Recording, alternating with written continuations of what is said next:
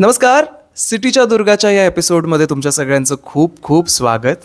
आणि आजचा एपिसोड खूप महत्त्वाचा आहे कारण आज आपण बोलणार आहोत अबाउट विमेन राईट्स. आणि आज माझ्यासोबत आहेत ॲडव्होकेट प्रिया लोणारी. नमस्कार. नमस्कार.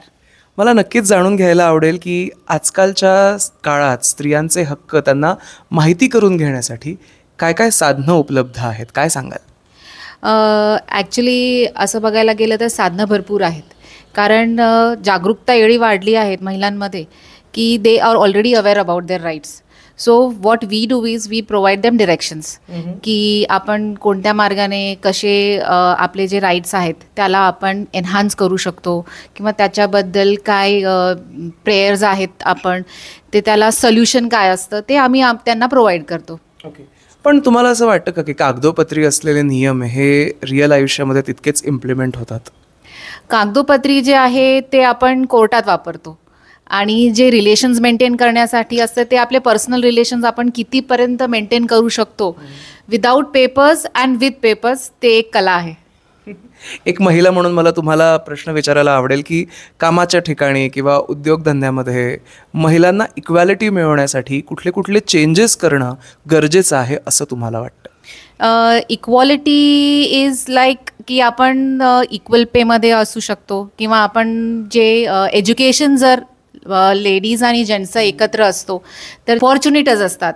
ते अपॉर्च्युनिटीज जर इक्वली दिलेले असतात तर इक्वल पे आणि इक्वल जे सिक्युरिटी असते एक लेडीजला घरून बाहेर जाण्यासाठी किंवा कामावरून घरी येण्यासाठी that security is to be provided.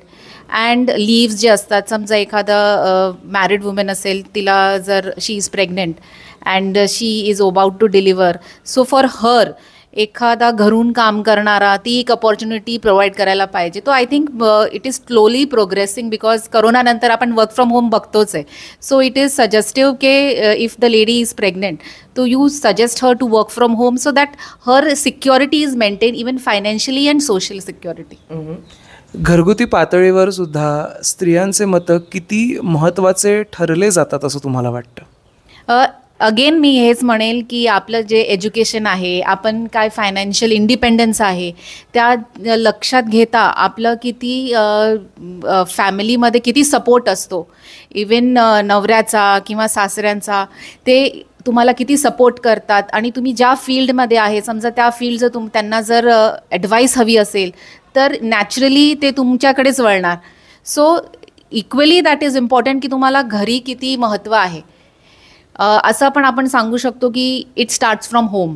So घरी जर तुम्हाला इतकं जपलं जातं की तुमची ऐकतात किंवा वडील असो, भाऊ असो, हजबंड असतो, so if they try to understand you and they try to take opinion from you, so it is much better. So पुढे जाऊन ते आपल्याला डेव्हलप करता येतील आपल्या मुलांमध्ये, सिस्टर इन लॉमध्ये, आपल्या डॉटर इन लॉमध्ये. ते it inculcates further.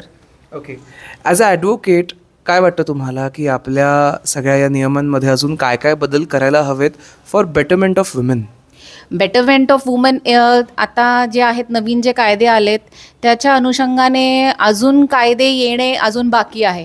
So whenever they a problem arises त्या प्रॉब्लेमवर वर्क करणे, ते कायद्याचे जे नवीन रूल्स अँड लॉज आहेत ते डेव्हलप केले जातात. So if there is a problem there is a solution.